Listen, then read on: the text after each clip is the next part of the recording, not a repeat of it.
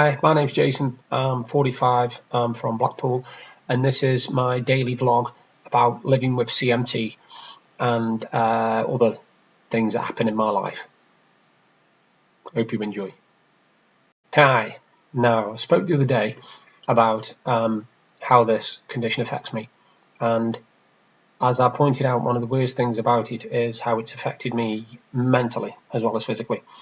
And I just wanted to know if there was anybody else out there who'd had the same sort of problems, because when you think that you've got nothing wrong with you and then suddenly you get diagnosed with a condition, you don't think too much of it to start with, and for the first 15, 20 years, believe it or not, then I wasn't too bad. I used to fall. I'd taken that into consideration. That wasn't the problem. That was just something I put up with on a daily basis. But I think what hurt me most was when I wanted to do simple things that just became impossible. Simple things like holding things, gripping things. I'm not able now to wash my hair properly because I can't raise my arms above my shoulders. My wife has to do that for me. The majority of stuff, which I can't climb in and out of a bath, and we've only got a bath with an in shower. So even to bathe, I have to go to somebody else's house, my mum's, in order to have a shower. I can't actually physically clean myself in my own house unless I just stand in front of the basin. Of course, the problem with having foot drop as well is when you do climb in and out of a bath, this was the problem I found, was my foot wouldn't go flat on the floor, and it just used to just twist outwards all the time, and it led to some quite hefty falls in the bathroom, shall we say. Well, you add CMT with the foot drop and wet surfaces, because obviously when you get out of the bath, you're going to be wet. You can't do nothing about that, and even the rails themselves were impossible to hold on to. And the other problem was lowering myself into the bath. Now, in order to lower myself into the bath, I've got rails, actual metal rails on the bath. That's fine, but it's having the strength in your arms in order to lower yourself. I just used to literally get in and plonk down, which obviously wasn't good for me. It didn't do me any favours, which is why I started going to my mum's, because she's got a walk-in shower, and even now she still puts a stool in the shower for me so I can sit down. And I still can't wash my own hair. Even in the shower, it's almost impossible because of raising my arms above my head. I mean, occasionally I can raise them to there, but any further up, and I get severe pain in my shoulders and my arms. Now, this is something that only happened within the last 3, maybe 4 years. And because I think I'd noticed everything going wrong, all the different problems I was having, I think this is what affected me. And because I was trying to deal with all that, as well as stuff that was going on in my life as well, I think that's what led to me having I suppose it's classed as a minor breakdown. I withdrew. I couldn't be around people. I didn't want anybody anywhere near me. I was very ratty, snappy. Also, I was really, really low. You couldn't get any conversation out of me at all. I just wanted people to leave me alone. I didn't want them to phone me, contact me, get in touch with me. I just wanted just go away and leave me alone. At this time, obviously, my wife, she was very understanding. She understood and just said, it would take time. It was a slow process. My doctor put me straight on medication once I told him, because it wasn't doing me any favours. And then once I'd been on the medication, that's when, sounds bad, but that's when the real bad stuff started. That's when my nightmares started, my real bad nightmares. I actually dreamt of killing my family. I dreamt of all sorts of stuff. It was really bad. I also used to kick out, punch out, shout out in my sleep. I needed to sleep in the daytime a lot, an awful lot. I did sleep a lot in the daytime, literally every day from 2 till 6, sometimes 3 till 7.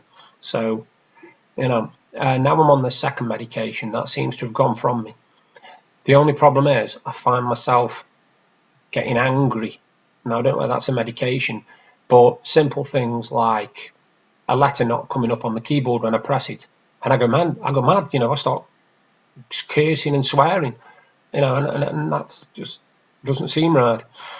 I mean, I'm in the process of trying to sort out that kind of part of it. The physical aspect of it, obviously, there's not much I can do about that. You know, I've got my calipers, I've got my leg brakes, my leg strap, and all that sort of thing. I've got my glove for my hands. I've got my perching stool. I've got my stick. So I've got quite a bit of stuff to help me.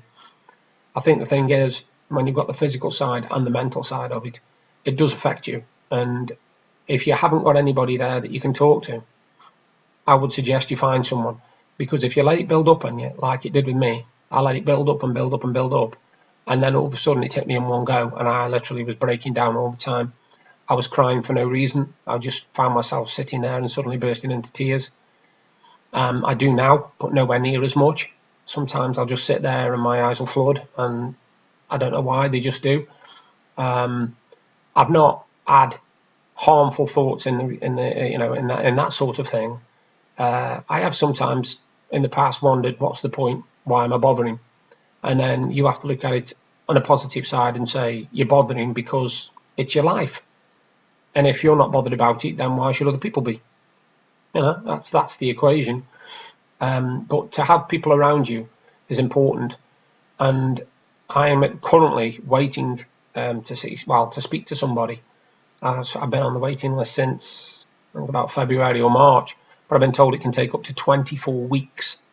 So it could be August or September before I get to talk to anybody.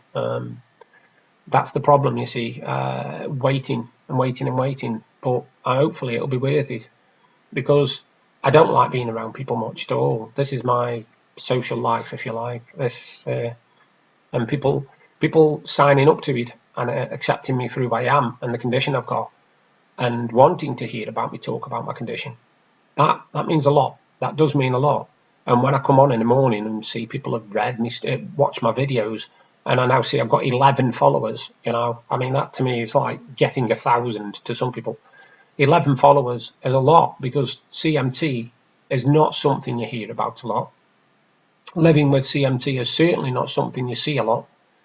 And although there are different stages of CMT, if you like, or different forms, whatever, CMT 1A, which I've got, is obviously common.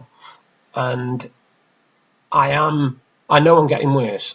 I know I'm getting worse because I'm not being able to feel things properly. Things are dropping out my hands. I'm not being able to grip. My balance is getting to the state now where I am almost falling over, even in the house when I'm walking around familiar surroundings. I don't feel comfortable going anywhere I've not been before. I got through Saturday, but I did almost walk out the ground 2 or 3 times because it was getting to me. I was lucky in the fact that I was sat at the side of the football pitch and not actually around the crowd. But the more people that came in, the worse I got. So sometimes I just sat there and closed my eyes a couple of times, but I was close to getting up and walking out the ground. I felt really lightheaded, really sick, really sweating and out of control. I didn't know what to do. But I just sat there and saw myself through it, which I gave myself a pat on the back after we came out the grounds, because it's a big achievement. To me, that's a big achievement. It sounds silly to some people. Winning £1 million is a big achievement. To me, getting through a day without feeling stressed or without giving in to stress is a big plus. I do have stress. I do suffer with stress and anxiety. I do now get easily upset a lot more than I used to. But I think at the end of the day, it's something I've got to deal with. If I can sort that side out and accept everything that's happening to me, then the physical side will just be something that is there.